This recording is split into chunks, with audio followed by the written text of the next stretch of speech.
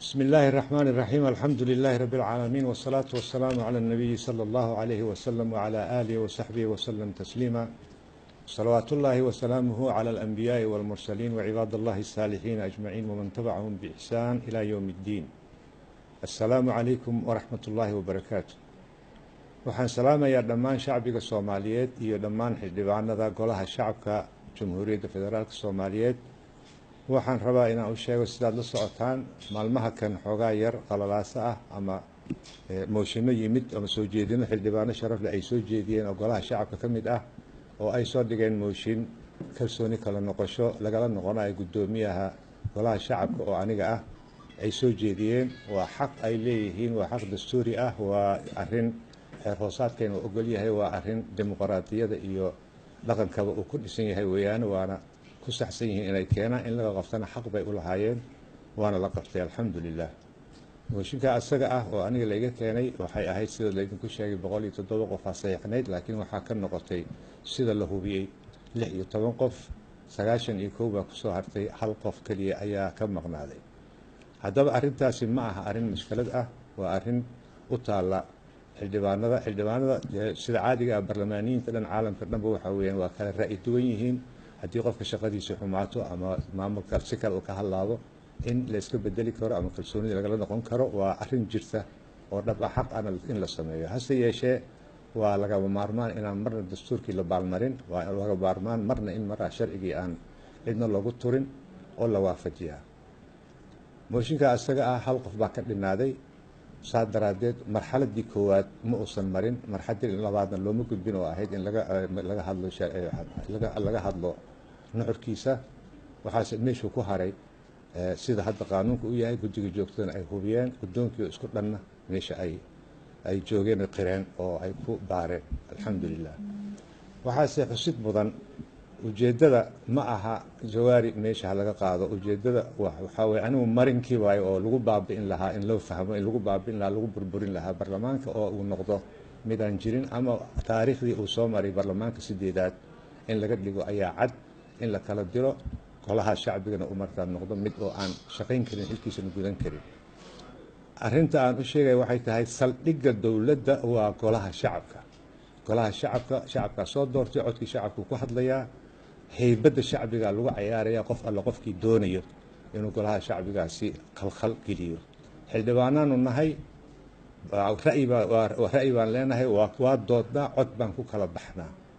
waxaase hadda dhacday oo aan aad iyo aad uga xumahay in lagu kaco in barlamaankii golihii shacbiga oo ah laantii sharci dejinta ee Soomaaliya oo ka madax bannaan dhammaan laamaha kale, in lagu soo ay xukuumaddii ama laantii fulinta ay weerar ku soo qaaday oo ay mooshiinadan iyada ay daba joogto, oo haddii alla ku ruuhay ujeeddadana ay tahay in barlamaankaasi uusan noqonin mid shaqeeya. waxaana sababay arrimo aniga aan diiday inaan saxiixo oo ka hor imanayay nidaamka, mabda'a iyo ammaanada naloo dhiibay. in aan saxiixo aan ka diiday ayaa soo kiciyey arrinta tani. ujeeddada ma aha jawaari meesha ha laga leexiyey, waa ujeeddada waxaa loo jeedaa waa burburin lagu wado golaha shacabka. dhammaan xildhibaanada golaha shacabka, kuwa mooshinka keenay iyo kuwa aan keenin, dhammaan waxaan ku baraarujinayaa min fadlakum waxsaanakum.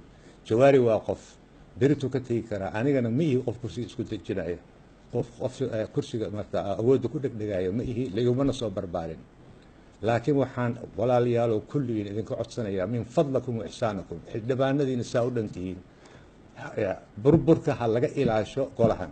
shacbiga idin dhiibtay, ammaanuu idinku yahay, kitaab baad u soo marteen. ujeeddada la rabo in barlamaanka lagu burburiyo ha la ilaaliyo. xildhibaanow barlamaankaaga badbaadso. jawaari wax uu ku fadhiyo male, waa shaksi, qof weeyaan, xildhibaan khaalis ah weeyaan. laakiin ha la ilaaliyo maxaa la dhahay nidaamka, daahfurnaanta iyo wada shaqaynta iyo ra'yi dhiibashada iyo heybadda aad u yeesheen shacbiga in uu leeyahay gola aad muujiseen tii hore. yaan laga hoos marin, in laga kormaro oo horey loo mariyo mooyaane yaan laga hoos marin. kalsoonida shacbiga wuxuu ku qabaa markay arrimo culus oo siyaasi ay yimaadaan, wuxuu idin aaminsan yahay inaad xallinaysaan saad hore usoo xalliseen iyo heerka aad soo gaarsiiseen. waa ku celcelinayaa, xildhibaanow badbaadso baarlamaankaaga. mushkilad ma aha haddaad mooshin keentay, xaq baa u leedahay, laakiin ujeeddada ka dambaysa oo laanta fulinta ay u dan leedahay ha la iska ilaasho. codkaaga dhiibo, xor oo ahaaw, si daahfurna loo qabto, ha la wado.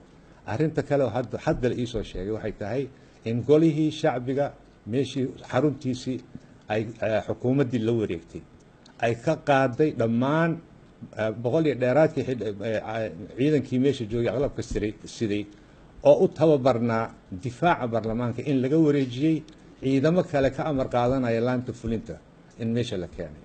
dhibaatada meeshaas ka dhacdo waxaan caddaynayaa haddii wax dhibaato ah ka yimaadaan aniga iyo dhammaan markaa guddoonka iyo guddiga joogtada mas-uul kama nihin. waxaa mas-uuliyaddeeda toos u qaadaya ra-iisul wasaaraha oo bixiyey amarkaasi in baarlamaanka lala wareego. taa ayada ah shacbiga ha ogaado, baarlamaankii golihiisii gacantayada kuma jiro, waxaa la wareegay ra-iisul wasaaraha amar uu bixiyey ayuu ciidan meesha ka dhigay. mas-uuliyaddaasi asagaa iska leh, ama ciddii kale kala dambaysa oo la wadaagto asagaa yeelanaya. ilaa iyo inta haddaan mooshinka ku noqdo, mooshinkaas wuxuu noqday 91 waxaa ka dhiman hal. saa daraaddeed waa mooshin jabay.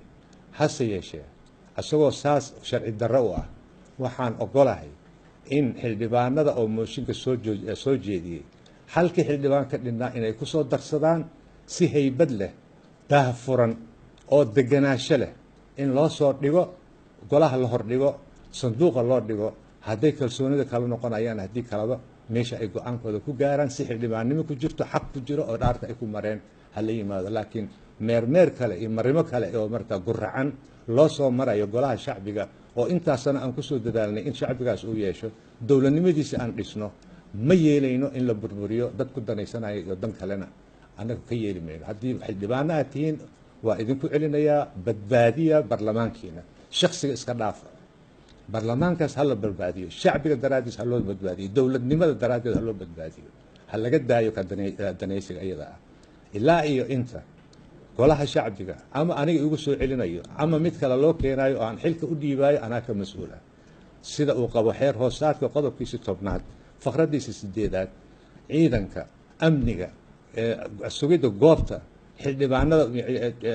xildhibaanada iyo dadka meesha jooga oo dhan waxaa xilkeeda iska leh habdhowrayaasha ayaa ku cad.